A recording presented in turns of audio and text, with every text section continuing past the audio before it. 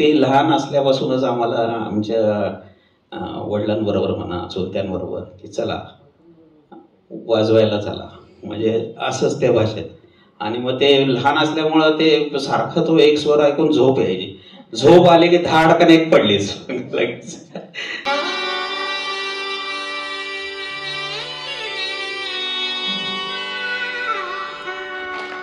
खरं तर आपण संगीतामध्ये किंवा शहनाई वादकांमध्ये बघतो उस्ताद किंवा पंडित ही उपाधी लावली जाते. पहिले शहनाई वादक असे आहेत की ज्यांच्या नावापुढे डॉक्टर ही उपाधी लागलेली आहे. गानवर्धन व व्हायोलिन अकॅडमीचे स्वरस झंकार ज्ञानपीठ यांच्या उपक्रमांतर्गत मुक्त संगीत चर्चासत्र यामध्ये आज पंडित प्रमोदजी गायकवाड यांचा सत्कार करण्यात आला. त्यांना पुरस्कार देण्यात आला. या प्रसंगी त्यांनी सनई, सुंदरी व शहनाई याचा काय संबंध आहे, त्याचा काय उपयोग आहे, कसा वाजवतात याबद्दल माहिती सांगितली. त्याचा हा भाग आपल्यासाठी. नमस्कार. गानवर्धन संस्था आणि व्हायोलिन अकॅडमीचे स्वरझंकार ज्ञानपीठ यांच्या संयुक्त उपक्रमांतर्गत सादर होणाऱ्या 2 दिवसाच्या चर्चासत्रामध्ये मी संस्थेची विश्वस्त वासंती ब्रह्मे आपल्या सर्वांचं मनपूर्वक स्वागत करते. व्यासपीठावर उपस्थित या चर्चासत्राचे उद्घाटक श्री आनंद माडगुळकर, आजचे मान्यवर कलाकार श्री प्रमोदजी गायकवाड, नव्याने संस्थेशी जोडले गेलेले श्री पराग गाडगीळ, अध्यक्ष दयानंद घोटकर, उपाध्यक्षा डॉक्टर निलिमा राडकर, निलेश रणदिवे आणि वैष्णवी देशपांडे या सर्व मान्यवरांचे तसेच सभागृहातील सर्व उपस्थित मान्यवर कलाकार सर्वांचं मी पुन्हा एकदा मनपूर्वक स्वागत करते. अध्यक्ष घोटकर यांना नम्र विनंती करते त्यांनी शाल, पुष्पगुच्छ आणि गानवर्धन प्रकाशित मेस्ट्रो स्पीक हा ग्रंथ श्री माडगुळकर यांना देऊन त्यांचा सन्मान करावा. आदरणीय गदिमांचे सुपुत्र, उत्तम लेखक आणि संपूर्ण गीत रामायणाचा इतिहास शब्दबद्ध करणारे सिद्धहस्त लेखक म्हणून आपल्या सर्वांच्या ते परिचयाचे आहेत.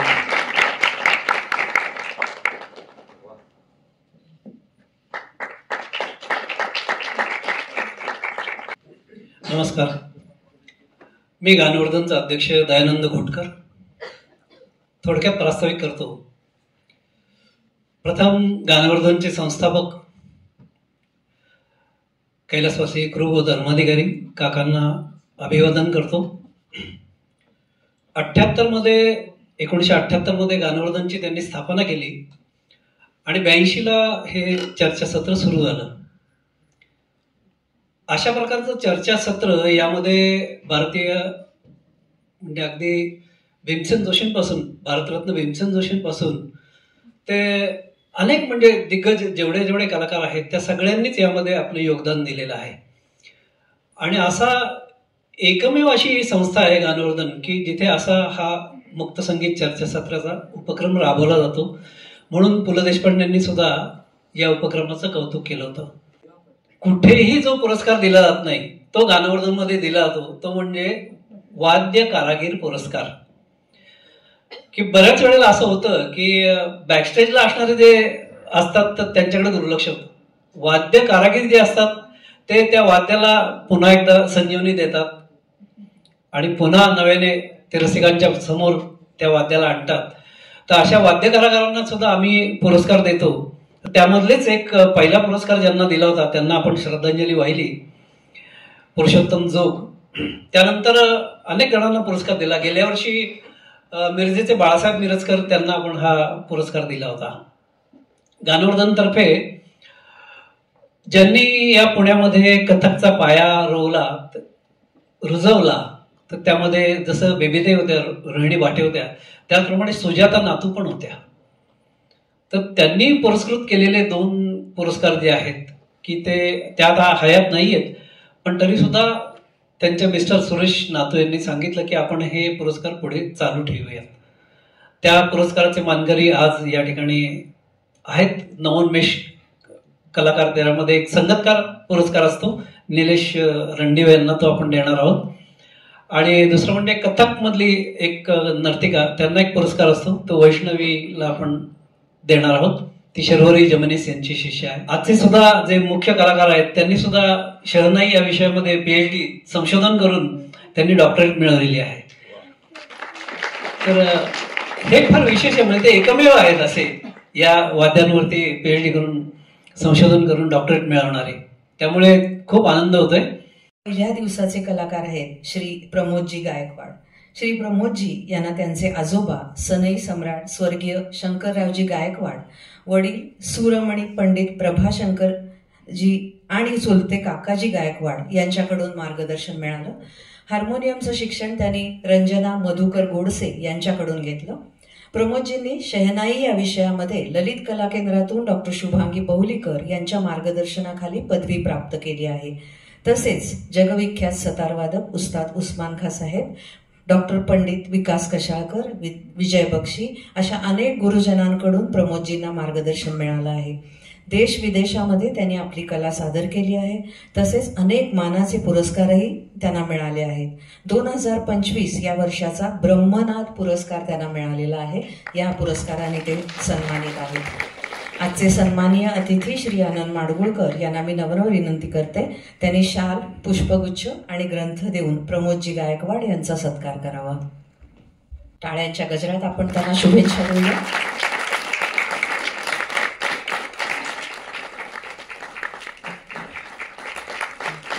यांचं पुन्हा एकदा मनपूर्वक स्वागत. गानवर्धन आणि व्हायोलिन अकॅडमीचे स्वरझंकार ज्ञानपीठाच्या वतीनं मुक्त संगीत चर्चासत्रामध्ये आपल्या सगळ्यांचं स्वागत. खरं तर मुक्त संगीत चर्चासत्र ही कल्पनाच खूप सुंदर आहे. म्हणजे संगीत केवळ गायन वादन नाही, तर त्याच्याबद्दल संगीताविषयी चर्चा सुद्धा झाली पाहिजे आणि हाच उद्देश डोळ्यासमोर ठेवून हे मुक्त संगीत चर्चासत्र इथे आयोजित केलेलं आहे. सर्वप्रथम या दोन्ही संस्थेसाठी आपण जोरदार टाळ्या वाजवून त्यांचं अभिनंदन करूया. अतिशय स्तुत्य असा उपक्रम आहे. संगीत क्षेत्रामध्ये चर्चाही घडल्या पाहिजेत. म्हणजे आता आपण जे संगीत क्षेत्र बघत आहोत, इतर सगळे प्रयोग त्याच्यामध्ये होत असतात आणि अशामध्येच एक वैचारिक प्रयोग म्हणजे मुक्त चर्चासत्र, मुक्त संगीत चर्चासत्र.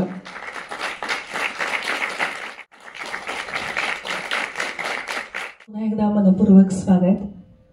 गानवर्धन आणि व्हायोलिन अकॅडमीचे स्वरझंकार ज्ञानपीठाच्या वतीनं मुक्त संगीत चर्चासत्रामध्ये आपल्या सगळ्यांचं स्वागत. खरं तर मुक्त संगीत चर्चासत्र ही कल्पनाच खूप सुंदर आहे. म्हणजे संगीत केवळ गायन वादन नाही, तर त्याच्याबद्दल संगीताविषयी चर्चा सुद्धा झाली पाहिजे आणि हाच उद्देश डोळ्यासमोर ठेवून हे मुक्त संगीत चर्चासत्र इथे आयोजित केलेलं आहे. सर्वप्रथम या दोन्ही संस्थेसाठी आपण जोरदार टाळ्या वाजवून त्यांचं अभिनंदन करूया. अतिशय स्तुत्य असा उपक्रम आहे. संगीत क्षेत्रामध्ये चर्चाही घडल्या पाहिजेत. म्हणजे आता आपण जे संगीत क्षेत्र बघत आहोत, इतर सगळे प्रयोग त्याच्यामध्ये होत असतात आणि अशामध्येच एक वैचारिक प्रयोग म्हणजे मुक्त चर्चासत्र, मुक्त संगीत चर्चासत्र. रसिक हो, एका कार्यक्षेत्रामध्ये कार्यरत राहून त्या कार्यक्षेत्रामध्ये वाटचाल करत राहणं आणि त्याच क्षेत्रासाठी जीवन समर्पित करणं ही सोपी गोष्ट नाहीये. आणि ही एक ईश्वराची बांधलेली पूजाच आहे आणि हीच ईश्वराची पूजा अनेक वर्ष डॉक्टर प्रमोद गायकवाड बांधली आहे त्यांनी ही पूजा आणि ते सूर उपासक आहेत. डॉक्टर प्रमोद गायकवाड यांचं आपण स्वागत करूया. खरं तर आपण संगीतामध्ये किंवा शहनाई वादकांमध्ये बघतो, उस्ताद किंवा पंडित ही उपाधी लावली जाते. पहिले शहनाई वादक असे आहेत की ज्यांच्या नावापुढे डॉक्टर ही उपाधी लागलेली आहे. डॉक्टर प्रमोद गायकवाड.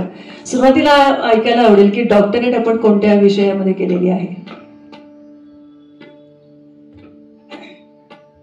उपस्थित सर्व श्रोत्यांना प्रणाम, नमस्कार.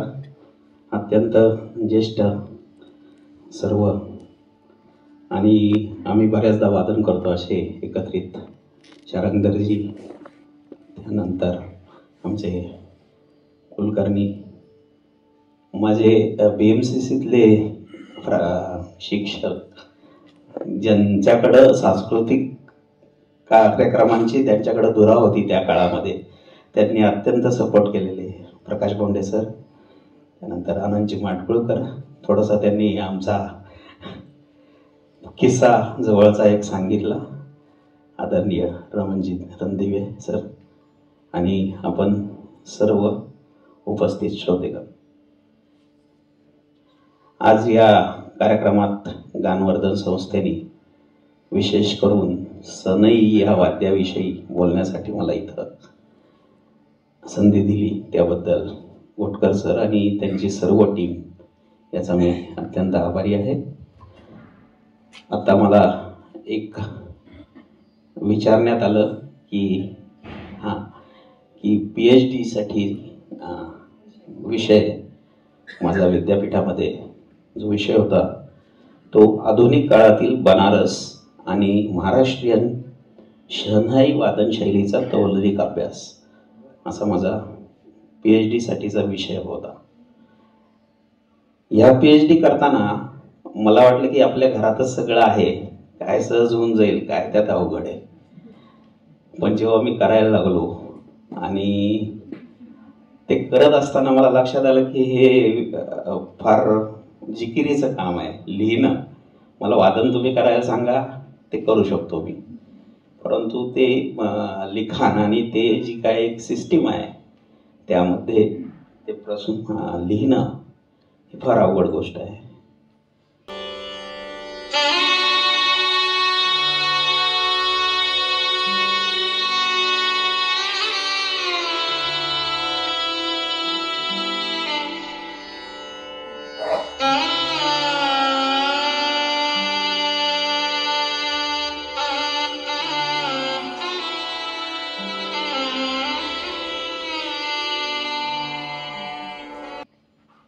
प्रथमतः मी ते फार सिन्सिअरली मनावर काही घेतलं नाही, आपलं असंच टाळाटाळ करत राहिलो. शेवटी असं झालं की रिन्युएशनला शेवटची टर्म राहिली होती की आणि त्यावेळेस मग मला आमचे डॉक्टर विकासजी कशाळकर यांनी सक्त ताकीद देऊन असं सांगितलं की तुला माझ्याकडे यायचं असेल तर फक्त ह्या विषयावरच करायचं काम, त्यासाठीच तू माझ्याकडे ये, अदरवाईज येऊ नकोस. तर त्यांच्या विशेष आग्रहामुळे हे सगळं घडून आलं. जे बौलीकर माझ्या गाईड होत्या ऑफिशियल, परंतु खरं मार्गदर्शन मला विकासजी कशाळकरांच्याकडूनच याविषयीचं बहुमोल मार्गदर्शन प्राप्त झालं. अनेकदा मी ते बऱ्याचदा फेअर केलं, मग ते म्हणायचे की हां अरे खूप सुंदर झालंय, चांगलं झालंय, बेस्ट झालंय. मी 2-3 वेळा तर टाईप करून सगळं नेलं मी त्यांच्याकडं. मग म्हणले नाही अजून असं थोडं काहीतरी केलं तर आपण अगदी छान होईल ते. मग असं 3 वेळा मला ते बदलायला लागलं संपूर्ण केलेलं काम. मग त्यानंतर बौलीकर मॅडमकडे गेलो, ते दाखवलं त्यांना. मग त्यांच्या काही अतिरिक्त अजून सूचना होत्या, कारण ऑफिशियल गाईड त्या माझ्या होत्या त्या ह्या प्रोजेक्टमध्ये. पण त्यांच्या सूचनेनुसार काही त्याच्यामध्ये बदल करून शेवटी ते कसं बसं पूर्ण झालं. या सगळ्या गोष्टीला साक्षीदार राजेंद्रजी आहेत या ठिकाणी आज बसलेले.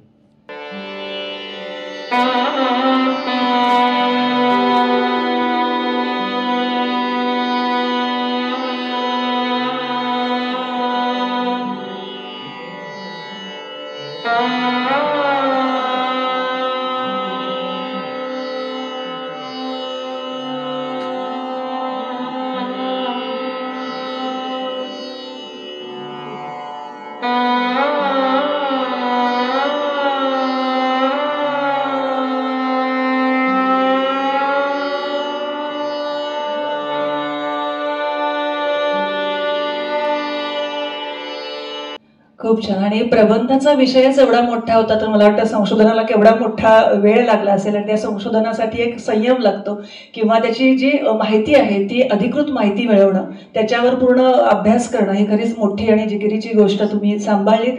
आणि आपली शहनाई वादन सांभाळत पुन्हा हे सगळे संशोधन आपण केलेलं आहे. खूप छान. आणि मंगल ध्वनीचे ऊर्जा स्रोत म्हणजे सनई, म्हणजे कोणत्याही शुभारंभी किंवा शुभ कार्याच्या आरंभी किंवा मंगल प्रसंगी सनई वाजवली जाते. आमच्या आकाशवाणीची सुरुवातच आमची मंगलध्वनीने होते आणि त्याच्यामुळे आमचे पुढचे 5-6 तास आम्ही छान त्याच सकारात्मक ऊर्जेच्या प्रवाहामध्ये अनाउन्सिंग करत असतो, निवेदन करत असतो. तर आता मला पहिल्यांदा विचारायचं की शहनाई, सनई, सुंदरी, आम्हाला तर साधारण जे रसिक आहेत त्यांना त्या तिन्ही गोष्टी एकच वाटतात, तिन्ही वाद जे आहेत ते एकच वाटतं वादन. पण त्याच्यामध्ये काय फरक आहे, म्हणजे त्यांच्या घडणावळीमध्ये पण काही फरक असेल किंवा त्याचा उगम कसा झाला, या तिन्ही प्रश्नांचा आपण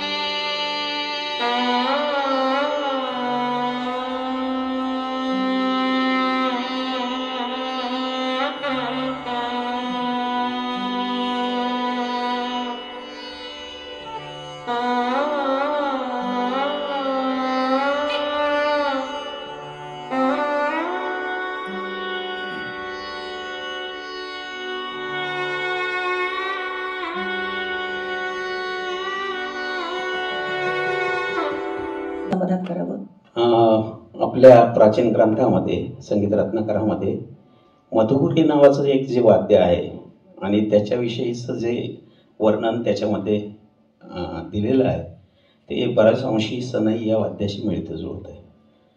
आता आपण महाराष्ट्रामध्ये, मराठीमध्ये सनई असं संबोधतो या वाद्याला आणि उत्तर प्रदेशामध्ये शहनाई असं संबोधलं जातं. दोन्ही वाद्य सिमिलरली तशीच आहेत, परंतु पुन्हा फरक त्याच्यामध्ये आहे. आपल्याकडं महाराष्ट्रामध्ये सनई जे आहे ती मी या ठिकाणी मुद्दावर आपल्याला दाखवायला आणलेली आहे. जे आमचे आजोबा वादन करायचे त्यांची सनई ती आहे. ही सनई जी आहे ही या शहनाईपेक्षा अत्यंत लांब आहे, मोठी आहे. आता याच्यामध्ये वादन शैलीमध्ये सुद्धा फरक आहे. पूर्वीच्या काळी साधारण पांढरी 4च्या सुराला 6 म्हणून ते सनई वादन करायचे. त्याचा टोनल क्वालिटी ही सुद्धा वेगळी आहे आणि संपूर्ण गायकी पद्धतीने वाजवली जायची सनई महाराष्ट्रामध्ये. नंतरच्या काळात जेव्हा बिस्मिल्ला खां साहेबांनी शहनाईवर एक वेगळं प्रभुत्व निर्माण केलं, आपलं स्वतःचं स्थान निर्माण केलं आणि शहनाई वाद्याला एक वेगळा दर्जा प्राप्त करून दिला, त्याच्यामुळं त्या आधुनिकतेकडे संपूर्ण सनई वादक वळले गेले आणि दुर्दैवाने आज अशी परिस्थिती आहे की महाराष्ट्रीयन सनई वाजवणारा एकही कलाकार आता हयात नाही, असं दुर्दैवाने आपल्याला नमूद करायला लागतंय. आमचे आजोबा सनई सम्राट शंकररावजी यांच्या सनईच्या त्या काळामध्ये जवळजवळ 40 रेकॉर्ड HMVने काढलेल्या होत्या, ज्यापूर्वी 3-3 मिनिटाच्या 4-4 मिनिटांच्या होत्या. त्यामध्ये सनईमध्ये अडाणा सारखा राग किंवा दरबारी कानडासारखा राग हे त्यांनी विशेष करून त्यावेळेस त्यांचा अभ्यास चांगला होता. म्हणजे त्यांचं शिक्षण जे होतं ते स्वामी शिवभक्त जे पर्वतीचे गायक होते पर्वती संस्थांमध्ये त्यांच्याकडे झालेलं होतं आणि ते शिक्षण घेऊन स्वामी शिवभक्त त्यांना बखलेबुवांच्याकडे घेऊन गेले की हा शिष्य मी आता, हा शंकर म्हणायचे त्यांना ते, की हा तुमच्या ताब्यात देतो, याला जे काय असेल तुमचं पुढचं त्याला शिकवा. आणि मग बखलेबुवांच्या तालमीत त्यांनी शिक्षण घेतलं. सरांची पण त्याच्यामध्ये ते घराण्याशी संबंधित आहेत. आम्ही सगळे बखलेबुवांच्या त्या घराण्याशी संबंधित आहोत. आणि त्या काळात मग की आमच्या आजोबांना लिहिता वाचता काही येत नव्हतं, परंतु संपूर्ण बंदिशीच ते सनईवर वाजवायचे. आपल्याला सगळ्यांना माहिती आहे की त्या काळामध्ये नाट्य संगीताचा खूप मोठा प्रभाव आपल्या सगळ्या समाजावर होता. नाट्यसंगीत खूप वाजवलं जायचं. आमच्या आजोबांच्या अनेक रेकॉर्ड्स, उगीचा काकांता, पांडुरंग प्रती वगैरे इत्यादी अनेक रेकॉर्ड्स त्या काळामध्ये इतक्या प्रसिद्ध होत्या सनईवर. ते संपूर्ण म्हणजे एका बाजूला ती गायनाची रेकॉर्ड लावायची आणि दुसऱ्या बाजूला सनईची रेकॉर्ड लावायची. ते दोन्ही बरोबर चालणार एकत्र. इतकं सही वादन त्यावेळेस असायचं आणि शास्त्रीय संगीत तर ते वाजवायचेच त्याच्यामध्ये. अशा पद्धतीने ते सनई. आता इथं तुम्ही बघताय की ही जी सनई आहे ह्याची लांबी तर निश्चितच जास्त आहे या शहनाईपेक्षा. तसंच इथं जे अटॅचमेंट आहे, हे जे रीड आहे हे ताडापासून बनवलेलं रीड आहे आणि ह्याला साधारण 4 पदरी किंवा 6 पदरी किंवा 8 पदरी असं ते रीड वाजवलं जायचं. त्याच्यामुळं एक टोनल क्वालिटी एक ह्याची अत्यंत वेगळी होती. त्यानंतर ह्याच्यातला आतला जो भाग आहे हा बासरीसारखा सरळ आहे. म्हणजे बासरीचं जर आतून तुम्ही त्याचं पूर्ण बघितलेलं असेल तर हे संपूर्ण आतून एकदम सरळ आहे. बनारसी शहनाईमध्ये हा थोडासा फरक आहे की ह्याचं जे रीड आहे हे नरकट ह्या बांबूपासून बनवलेलं रीड आहे आणि हे जसं एक 4 पदर 6 पदर म्हणजे एकावर एक ताडाचं पान ठेवून ते बनवलं जातं तसं ह्याचं नसतं. याचं एक आकारामध्ये कापून घ्यायला लागतं, त्याला ते बरेच त्याच्यावर मोठी प्रक्रिया करायला लागती, त्याला वळायला लागतं. त्यानंतर ह्या शेपमध्ये आणून मग काही लोकांना ते शेकून वाजवायची सवय असते, जी आम्हाला आहे. आता माझ्या सासरकडच्या आणि आमच्या गुरूंच्याकडं ती कच्चं रीड वाजवतात, म्हणजे ते शेकत वगैरे काहीच नाहीत त्यांच्याकडे. शेकण्याचा एवढाच फायदा असतो की ते जे ओरिजिनल भिजल्यानंतर जे प्रसारण पावतं तर ते न होता ते त्याच पद्धतीमध्ये तसं राहतं. टोनल क्वालिटी त्याची अत्यंत एकदम मंजूळ आहे, ज्याच्यामुळं खासाहेबांचं एक वादन वेगळ्या धर्तीवर आपण अनुभवलेलं आहे, अनुभवतो आहोत.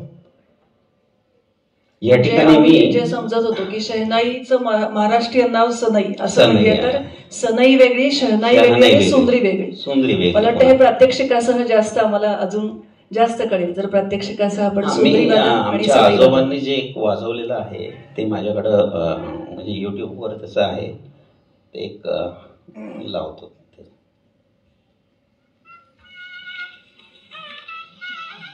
हे सुंदरी वादन आहे, शहनाई वादन, सनई म्हणजे इकडची ही सनई.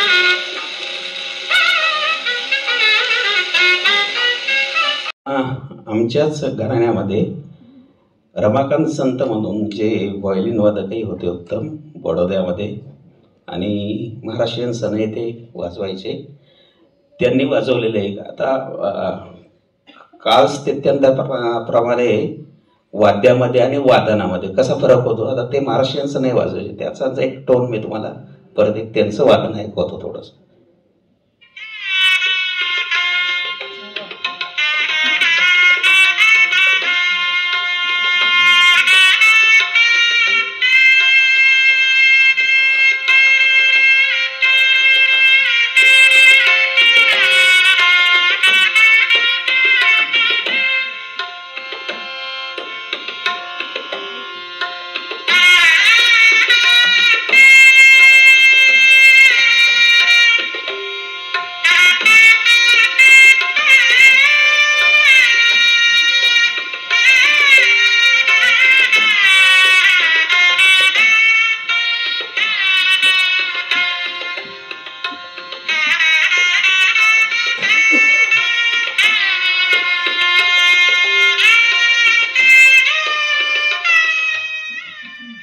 खूप छान, अगदी मन प्रसन्न होऊन जातं जेव्हा शहनाईची अशी कुठलीही वेळ नाही, कधीही शहनाई आपण ऐकली की एकदम प्रसन्न वाटतं. अशी काय सुरसंगती शहनाईमध्ये असते? सनई किंवा शहनाई हे थेट तुमच्या हृदयाशी भिडणारं वाद्य आहे, आणि त्यातली महत्वाची गोष्ट म्हणजे की तुम्हाला एक तर स्वरज्ञान अतिशय उत्कृष्ट असतं, हे खूप आवश्यक आहे. जर तुम्ही स्वरज्ञान तुमचं थोडंसं कमी असेल तर ते मग सगळं गडबडीचं काम असतं त्याच्यामध्ये. आपण अनेकदा ऐकतो की आमचा सा लावल्यानंतर तो थेटच सा लागतो, मग त्याच्यामध्ये पुढं मागं असं काही नसतं, किंवा जे काही स्वर असतील ते.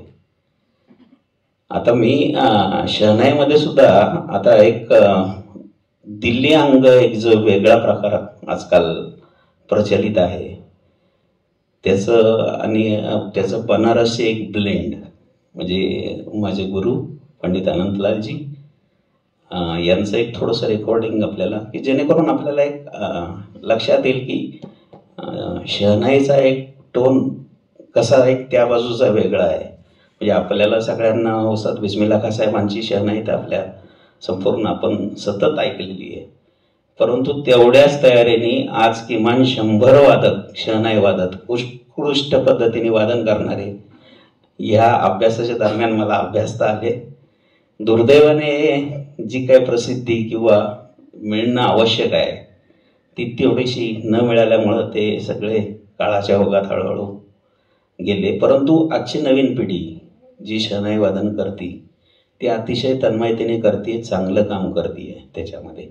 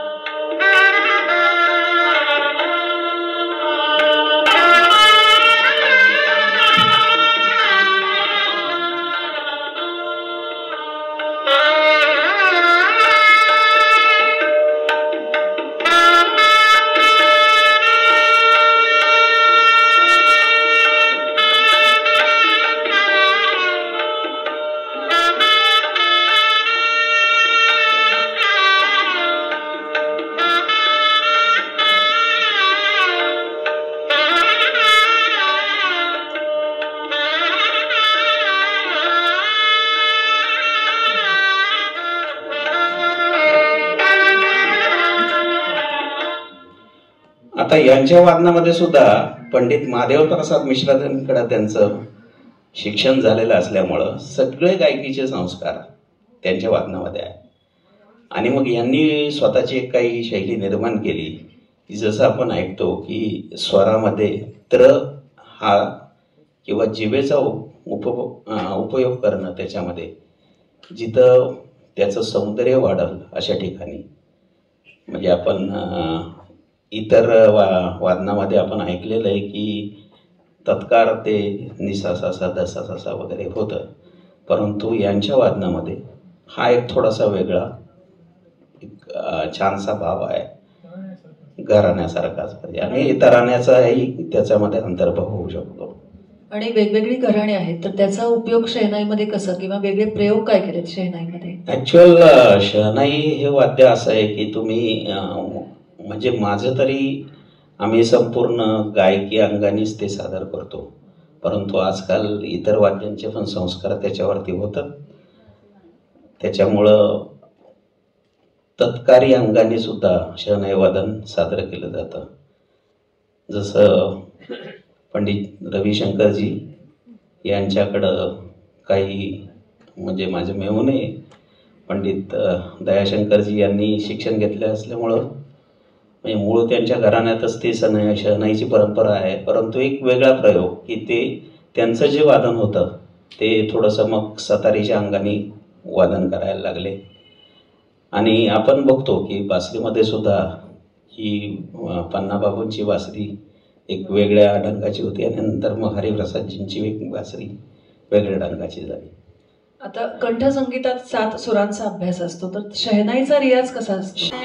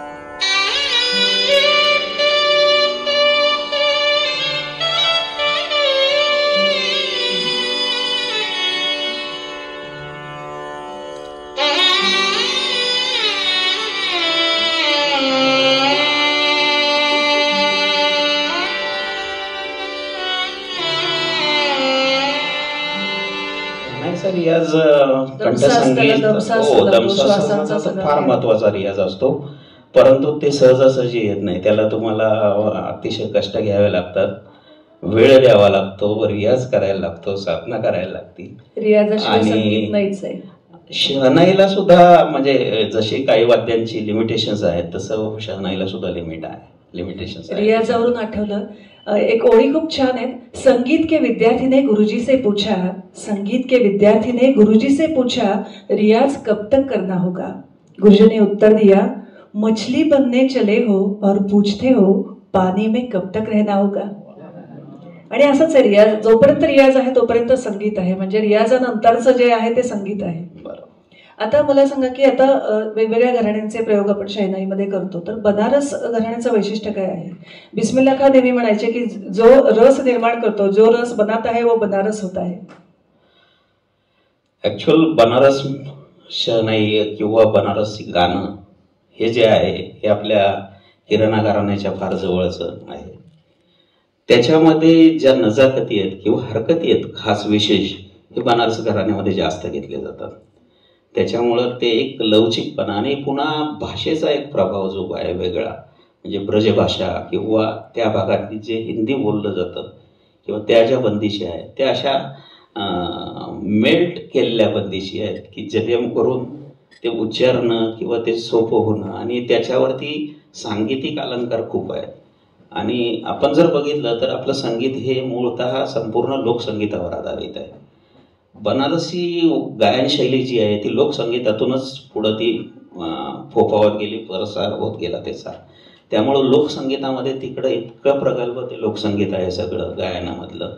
विविध प्रकार आहेत त्याच्यामध्ये, चैती आहे, ठुमरी आहे, कजरी आहे, ते बारामासा आहे, झुला आहे, असे अनेक प्रकार आहेत त्याच्यामध्ये.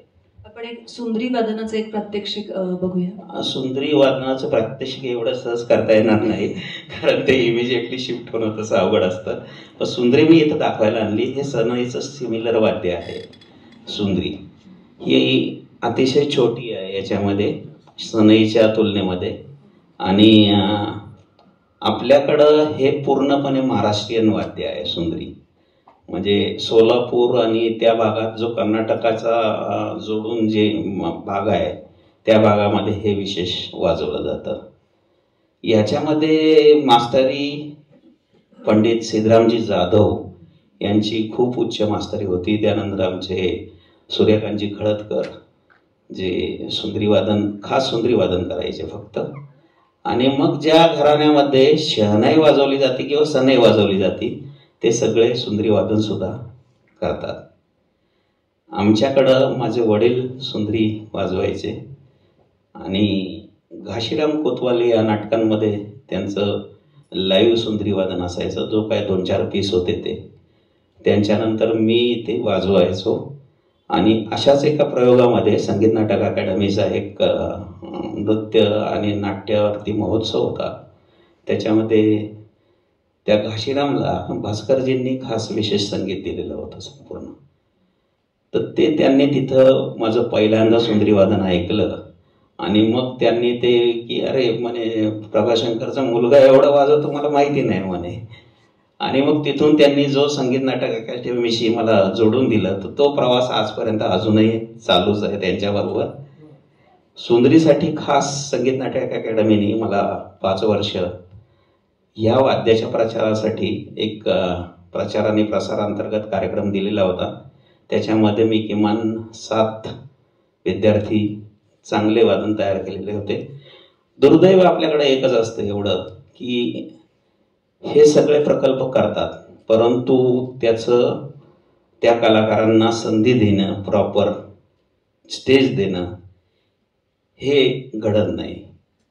नम्रता सुद्धा त्यावेळेस त्या कार्यक्रमामध्ये होती, त्या संगीत नाटक अकॅडमीच्या शिक्षणाच्या कार्यक्रमामध्ये.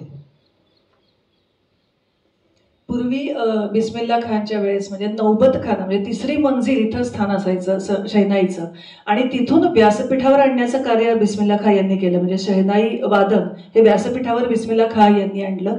आणि आता पुन्हा तरुण पिढी या शहनाईकडे जास्तीत जास्त वळावी यासाठी काही चळवळ किंवा काही असे काही उपक्रम राबवले गेले पाहिजेत का? तुम्हाला काय वाटतंय? नक्कीच. ते आजच्या पिढीवरती किंवा त्याच्यावरती संपूर्ण मी असं मानतो की संपूर्ण ही कलाकारांची जबाबदारी आहे, इतर कलाकारांची, की केवळ शहनाई हे वाद्य मैफिलीत पहिल्यांदा सुरू करून देण्यासाठी न वापरता त्याचा पूर्ण मध्यंतरी किंवा मध्ये कार्यक्रम घेऊन त्या पद्धतीने प्रस्तुती, आणि अशा पद्धतीने जो प्रस्तुती करेल कलाकार तो खरा शहनाई वादक कलाकार.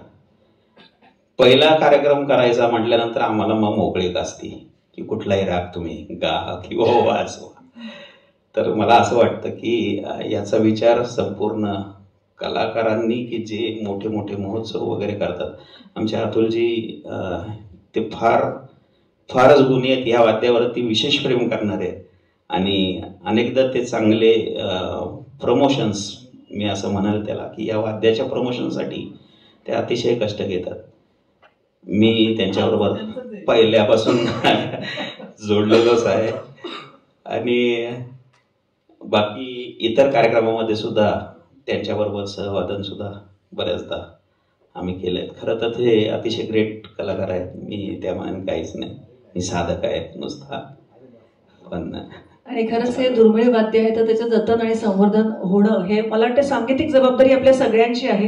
कारण आता जसं सांगितलं, शहनाई, सनई आणि सुंद्री हे जे पूर्वीपासून चालत आलेले हे वादन आहे, आणि त्याचं जतन करणं हे आपल्या सगळ्यांची एक सांगीतिक जबाबदारी तर आहेच आहे. तुमच्या काही अशा आठवणीत राहिलेल्या मैफिलीची काही क्षण तुम्ही सांगू शकाल का? पुन्हा एकदा शब्दबद्ध करू शकाल का? शहनाईची मैफल आठवणीत सगळ्याच असतात, परंतु एक गोष्ट, मी स्कॉटलंडमध्ये तिकडचं जे त्यांचं स्कॉटिश वाद्य आहे बॅकपाईप, याच्याबरोबर एक सहवादन म्हणूया किंवा जुगलबंदी वादनाचा कार्यक्रम केला. आता बॅकपाईपचा स्वर आणि माझा स्वर हा काही एक नव्हता.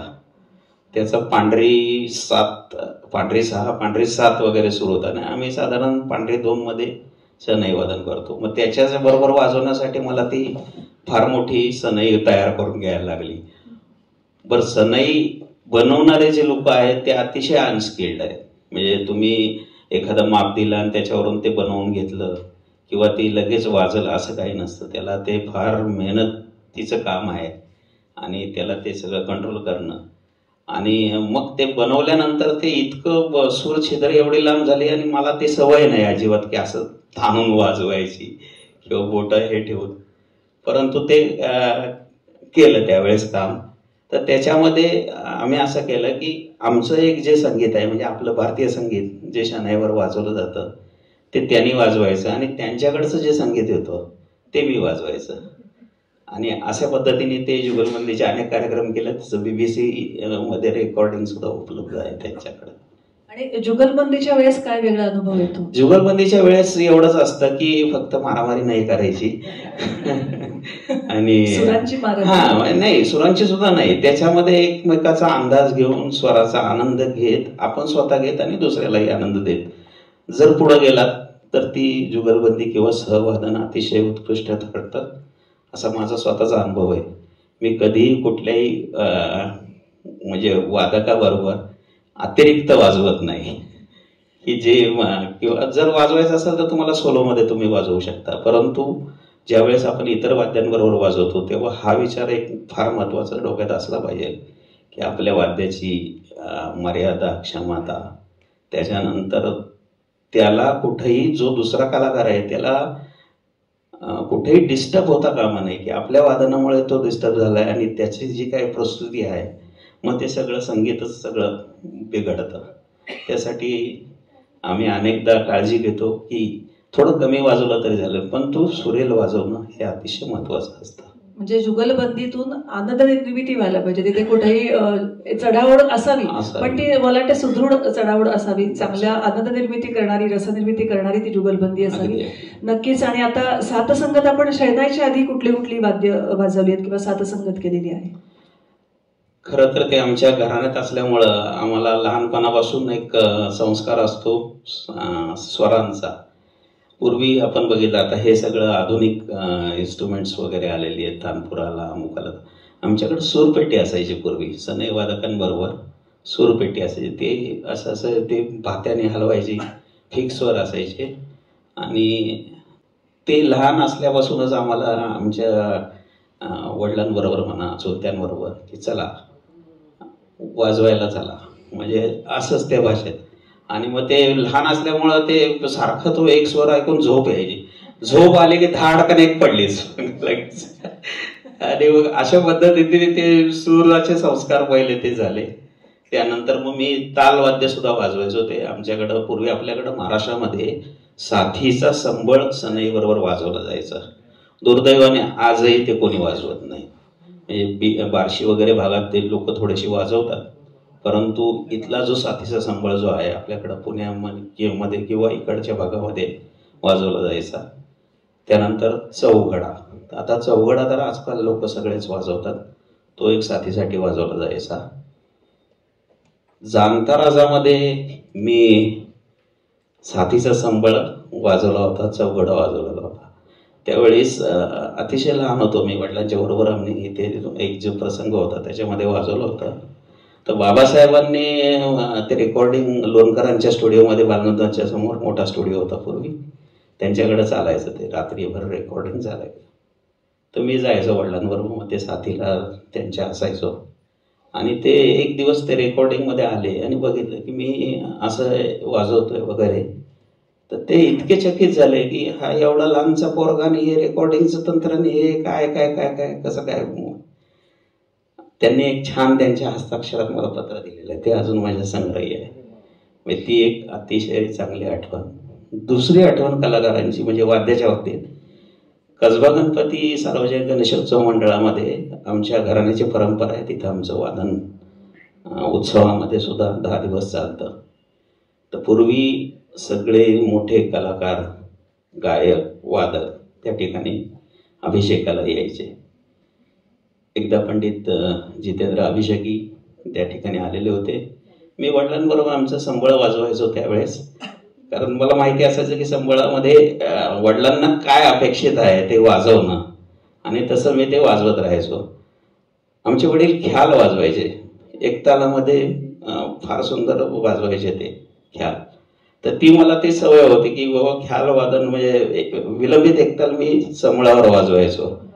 आणि ते वाजत ऐकताना साधारण एक 10 मिनिटं ते ख्याल ऐकला त्यांनी. त्याच्यानंतर वडिलांनी मग मध्यलयी त्रितालामध्ये सुरुवात केली. आणि मग तो ठेका वगैरे ते बघून ते सुद्धा इतके अचंबित झाले की अरे एवढं चांगलं वाजवू शकतात, म्हणजे तबल्या व्यतिरिक्त सुद्धा लोकवाद्यावरती सुद्धा ह्या पद्धतीने शास्त्रीय वादन होऊ शकतं. ते अतिशय खुश झाले. 50ची नोट काढली आणि माझ्या हातात ठेवली. म्हटले अतिशय मी खूप प्रगती करावं, एवढं सांगून त्यांनी ते चांगली दाद दिली. आणि शहनाई सोबत कुठली साथ संगत तुम्हाला छान वाटते? म्हणजे सनई चौघडा आपण म्हणतो, त्याच्यावर तबला, म्हणजे बऱ्याच वाद्यांची साथ संगत असते, पण तुम्हाला आवडणारी साथ संगत? हे आता प्रत्येकाच्या आवडीनिवडीवर किंवा तुमच्या संस्कारावर अवलंबून आहे. आता आम्ही लहानपणापासून ते चौघडा किंवा संबळ याच्याबरोबर जास्त वाजवलेलं आहे. आता हिला जे आहे सवय ती तबल्याबरोबरच ती पहिल्यापासून वाजवती. त्यामुळे जर चौघडा वाजला किंवा संबळ वाजला तर ती डिस्टर्ब होणार. आणि आम्हाला ते मात्र की ते अतिशय उत्तम वाटतं की बाबा हा चांगलं आहे. म्हणजे तबल्याच्या साथीबरोबरच, कारण तुम्ही उत्तर प्रदेशमध्ये जर बघितलं असाल किंवा खासाहेबांच्या पार्टीमध्ये ते दुक्कड नावाचं एक वाद्य असतं जे त्यांच्या डाव्या बाजूला बसलेलं असतं, वाजवतात. म्हणजे तबल्याच्या साथीने ते सुद्धा वाजवतात. तसंच लोकसंगीतातलं वाद्य जे आहे आपल्याकडं चौघडा किंवा संबळ हे वापरलं जातं. खूप छान माहिती आणि चर्चा होतीये. निलेशजींना आता साथ संगत निघाली, निलेशजींना एक माहिती देण्यात यावं. साथ संगीतीचा विषय आहे तर ऐकत. निलेशजी खूप खूप अभिनंदन आपल्या पुरस्कारासाठी. सुरुवातीला मला विचारायचं की तबल्याचं शिक्षण म्हणजे आपली आवड कधीपासून निर्माण झाली, आणि शहनाई सोबत साथ संगत असेल तर वेगळी काय पद्धत आपण अंमलात आणता किंवा काय वापरता? सर्वप्रथम नमस्कार सर्व गुरुतुल्य उपस्थित सर्व गुरुतुल्य माझ्या मंडळींना माझा नमस्कार. आणि सर्वप्रथम मी गानवर्धनचे फार मनापासून आभार व्यक्त करतो की त्यांनी माझी आज युवा संगीतकार पुरस्कारात जी निवड केली, याच्यासाठी मी मनापासून त्यांचे आभार व्यक्त करतो. कारण सगळ्या पदाधिकाऱ्यांचे नाव घेणं अवघड आहे, त्याच्यामुळे एकंदर सगळ्यांचेच मी आभार व्यक्त करतो. आणि याच्याने नक्कीच ऊर्जा वाढेल अशी शाश्वती खरं तर देतो. निलेशजींना घरातून शब्दाचा वारसा आहे. हो. सूर तुम्हाला तबल्याचा गवसला आणि तालही सापडला, असं एक सुंदर व्यक्तिमत्व निलेशजींचं घडत गेलं. आणि गुरु आपले कोण होते? कारण आपल्या हो. वडिलांच्या शब्दात सांगायचं तर, सानंद आदराने जिथे माथा झुकावा, शिष्यास सर्व देई ऐसा गुरु मिळावा. अगदी. असं संगीतामध्ये गुरुचं खूप महत्वाचं स्थान आहे. तर आपले गुरु कोण होते? नक्कीच. खरं मगाशी उल्लेख करताना राहिला, माझे पहिले गुरु म्हणजे माझा 80 सालचा जन्म आहे. तुम्ही 7 वर्षाचा असताना माझे पहिले गुरु इकडे उपस्थित आहेत, धनंजय बसवे. आपण प्लीज त्यांच्यासाठी टाळी वाजवूया. अगदी मी 7-8 वर्षाचा असताना आमच्या घरी येऊन मला मांडीवर बसवून त्यांनी तबल्याची, त्याला बाराखडी म्हणता येईल, ते अगदी घरी येऊन मनापासून त्यांनी शिकवून 4-5 वर्ष. त्याच्यानंतर मग पंडित शांतीलालजी शहा जे आता अमेरिकेत असतात, आमच्या सुरेश तळवलकर त्यांचे शिष्य. आणि मग नंतर मी आमच्या गुरुजींकडे 98 पासून ते आजपर्यंत शिकतच आहे. खूप छान. आणि काही अशी मैफिलीची आठवण किंवा साथसंगत करतानाची काही आठवण तुम्हाला आठवते का? आठवण सच नाही सांगता येणार, पण एक आमचे शिवकुमार शर्माजी, त्यांनी जे कॉम्प्लिमेंट केलं ते त्याचा एक थोडासा किस्सा सांगतो. त्यांची गुरुपौर्णिमा व्हायची त्या कोळवणच्या तिथे याला चिन्मय मिशनमध्ये. तर 5-7 वर्ष तिथे गुरुपौर्णिमा त्यांची, म्हणजे त्यांची इथे पुण्यात व्हायची, पण ती कार्यक्रम स्वरूपात व्हायची. तर मग त्यांनी निर्णय केला की आपण तिथे, म्हणजे तिथे नुसते शिष्य आणि तबला प्लेयर एवढाच. तर 5 वर्ष सलग मी तिथे त्यांच्याबरोबर 3 दिवस असायचो. 1 वर्ष 2 वर्ष ते सगळे शिष्य वाजवायचे आणि ते त्यांना मार्गदर्शन करायचे. तर मी 1 वर्ष 2 वर्ष गेल्यानंतर त्यांचे शिष्य दैठणकरजी किंवा दिलीप काका त्याला मी पण काहीतरी त्यांना विचारतो. विचार काही प्रश्न नाही. तर त्यांना मी म्हटलं की गुरुजी आप मुझे भी बताइए कि ऐसा नहीं है कि मैं भी सीखना चाहता हूँ. तर म्हणाले हाँ ये तू. त्यांच्या शब्दात सांगतो. तर ते म्हणाले मेरा एक बार लंदन में प्रोग्राम हुआ तो जाकिर बजाया, तो एज यूजुअल बहुत अच्छा प्रोग्राम. और फिर प्रोग्राम के बाद जा रहे थे तो ऑर्गेनाइजर ने जाकिर से पूछा कि आपको कैसे लगा इनके साथ. तो वो उसने कहा कि नहीं मैं तो इनका ड्राइवर हूँ, इनकी गाड़ी कैसी अच्छी तरह से डेस्टिनेशन तक पहुँचे, इनका गड्ढा में देखता हूँ, टनल देखता हूँ, बस इनको ये सेफ वहाँ पे पहुँचे ये मैं देखता हूँ, और ये सब तुम भी करते हो, जीते रहो. खूप छान आठवण. खूप मला आशीर्वाद. आणि असं म्हणतात की आयुष्याचा ताल समजला की गद्यमय आयुष्य सुद्धा पद्यमय होतं. आणि हाच ताल आणि हा सूर तुम्हाला जो गवसलाय तो तसाच राहू देत. पुन्हा एकदा मनपूर्वक अभिनंदन. पुन्हा मी प्रमोदजींकडे येते. आता बिस्मिल्ला खा, म्हणजे आमच्याकडे आकाशवाणीला आम्ही बघतो साऊंड इन्फोमध्ये बिस्मिल्ला खा आणि सहकारी असं असतं. म्हणजे बिस्मिल्ला खा यांच्या एकाही मुलाचं नाव त्यांनी आणलं नाही पुढं. आणि इव्हन आपल्याला वाटतं की बिस्मिल्ला खानचं हे नाव आहे, पण बिस्मिल्ला खा हे त्यांच्या आधीपासून पूर्वापार चालत आलेलं एक शुभ नाव म्हणून बिस्मिल्ला खा असं नाव प्रसिद्ध झालं. आणि त्याच्यानंतर कुणाचंच नाव तिथं जोडलं गेलं नाही. बिस्मिल्ला खा आणि सहकारी असंच शहनाई वारसा त्यांचा असाच चालत आला. मला आपल्याकडे विचारायचं की आपले शंकर गायकवाड, ज्यांना सूरसम्राट संबोधलं जायचं, नंतर सूरमणी प्रभाकर शंकर गायकवाड, आणि त्यांचा वारसा तुम्ही चालवत आहात. आता पुढचा वारसा मला वाटतं नक्कीच ही चालवत आहे, तर पुढच्या वारसाबद्दल काय सांगता येईल? मला असं वाटतं की केवळ संगीत ही अशी कला आहे की आपली मुलं आणि आपली मुलगी चालवल असं नाही. तुमचे शिष्य सुद्धा तेवढेच, त्यांचं योगदान सुद्धा महत्त्वाचं असतं. तर आज सुदैवाने आमच्या पुण्यातली किंवा पुण्याजवळची बाहेरची अनेक जी घराणी आहेत त्यांचे जे मुलं आहेत, तरुण मुलं, त्यांचा एक दृष्टिकोन आता शहनाई वादनाकडं बघण्याचा वेगळा झालेला आहे. आणि त्यांनाही ते वाटायला लागलं की नाही, हे आपण आपलं केवळ अर्थार्जनासाठी वादन करणं योग्य नाही, याच्यासाठी परिश्रम घेणं आवश्यक आहे. ते मैफिलीतच सादर झालं पाहिजे. आणि माझाही तसाच हट्टा असा असतो की ठीक आहे ही वाजवती आहे, परंतु त्याच्याबरोबर शिष्यही आमचे अनेक आता तयार होत आहेत. त्यासाठी सनई सम्राट शंकररावजी गायकवाड आणि सुरमणी प्रभाशंकरजी गायकवाड शहानाई सुंदरी अकादमी आणि गुरुकुल या माध्यमातून मी त्यांना शिक्षण देतो. अनेक नवीन नवीन विद्यार्थी येत आहेत. काही दिवस त्यांची रुची असती, ज्यांना खरंच करायचं आहे ते टिकून राहत आहेत चांगल्या पद्धतीने. आणि ह्याच्यामध्ये कुठलंही मानधन किंवा काही मी कोणाकडून घेत नाही.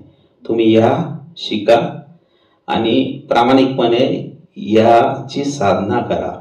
संगीत आणि शहनाई आणि सुंदरी हे वाद्य कशा पद्धतीने चांगल्या पद्धतीने पुढे जाईल याच्यासाठी अवश्य प्रयत्न करा, असं त्यांना माझं सतत सांगणं असतं. ज्या ज्या ठिकाणी शक्य आहे तिथं मी त्यांना अवश्य घेऊन जातो, माझ्याबरोबर बसवतो. भले तो थोडा बेसूर वाजवत असेल का, परंतु एक मैफिलीचं तंत्र त्यांना यावं, समजावं. आणि एक जी भीती असते आपल्या मनामध्ये, कारण आम्ही लोक लग्न कार्य किंवा धार्मिक इतर जे काही प्रसंग आहेत किंवा शुभप्रसंग आहेत त्याच्यामध्ये ते बेधडक वाजवत असतात, परंतु मैफिलीमधलं वादन हे अतिशय वेगळ्या पद्धतीनेच विचार करूनच तुम्हाला सादर करायला लागतं. त्याच्यामुळं त्यांना ती एक शिकवण असते आणि तो एक शिक्षणाचा भागच आहे. मला असं वाटतं की सुदैवाने आमच्यावर जे काही संस्कार झाले ते आमचे वडील किंवा त्यांच्याबरोबर जे समकालीन कलाकार होते त्यांच्या विचारांनी किंवा ह्याच्यामुळं मला ते सगळं लाभलं. परंतु हे पुढच्या पिढीने सुद्धा, म्हणून मी माझ्या मुलीलाही सांगत असतो की बाबा रियाज कर, जो रियाज करेगा वो राज करेगा. सिर्फ वो अपना घर में है और दाना पानी हो रहा है इससे कुछ नहीं होगा, इसके लिए तुम्हें टाइम देना पड़ेगा आणि तरच ते सगळं साध्य होतं. संगीत ही साधना आहे, सहज न येणारी कला आहे ती. खरं तर सनईचे सूर ऐकण्यासाठी आम्ही अगदी आतुर आहोत. आणि असं असतं ना की आपल्या रसिकांचं कलाकारांच्या प्रती काही अपेक्षा असतात. कलाकारांनी असं करावं, संगीत क्षेत्रात असं असावं. रसिकांच्या अपेक्षा कलाकारांकडून भरपूर असतात. मला उलट जाऊन असं विचारायचं की कलाकार म्हणून रसिकांकडून काय अपेक्षा आहेत आपल्या? अनेक मोठ्या कलाकारांनी सांगितलेलं आहे की तुम्ही दाद देताना सुद्धा की योग्य ठिकाणी ती दाद असली पाहिजे, अनावश्यक ठिकाणी ती नसावी. दुसरं, आजकाल एक ट्रेंड झालेला आहे की खूप पळापळ करून ते संगीत सादर करायचं. तर ते आमच्या बाजूला आम्ही असं मी व्यक्तिगत तरी सांभाळतो. मी असलं काही करत नाही, कुठल्याही गिमिक्सच्या मागं मी जात नाही. कोणी समोरच्यानी टाळी वाजवावी किंवा मला चांगलं म्हणावं अशासाठी सुद्धा मी काही करत नाही. मला जे येतं, जेवढं येतं तेवढं मी सादर करतो आणि शांतपणे बाजूला होतो. आपण आता सनई वादन ऐकणारच आहोत. परमेश्वरानं प्रत्येकाला एक स्वर दिलेला असतो. अंतर्मनातल्या विणेवर तो सतत झंकारत असतो. आजूबाजूच्या कोलाहलाकडे थोडंसं दुर्लक्ष केलं की तो स्वर आपल्याला ऐकू येतो. मग आयुष्य शहनाईसारखं मंगलमय होतं. याच शुभेच्छा आपण सगळ्यांना देऊ. तो सूर सगळ्यांना सापडो अशी सदिच्छा व्यक्त करावी. आणि आपल्या सनईचे सूर ऐकण्यासाठी आम्ही आतुर आहोत. धन्यवाद. आजच्या या कार्यक्रमाची सांगता आपण स्वरांनीच करणार आहोत. याच्यानंतर कुठलेही शब्द असणार नाहीत. आपण अत्यंत चांगल्या पद्धतीने हे प्रश्न मला विचारले, जेणेकरून मला काही गोष्टी आपल्या सर्वांसमोर सादर करता आल्या किंवा सांगता आल्या म्हणूया. आमचे आदरणीय अतुलकुमार उपाध्याय सर पंडितजी या ठिकाणी उपस्थित आहेत. मी मनापासून त्यांचं स्वागत करतो, त्यांना प्रणाम करतो. आणि आपल्यासमोर एक रागेश्रीमधली छोटीशी, आता वाद्यामध्ये आम्ही बंदिश असं म्हणत नाही, गत म्हणतो. मग ते बंदिशीचं एक अंग जे आहे, म्हणजे बंदिश जे आहे त्याची चौकट घेऊन त्याच्यामध्ये आम्ही ते सादर करण्याचा प्रयत्न करत असतो. सर्वांनी परवानगी द्यावी अशी विनंती करतो. धन्यवाद.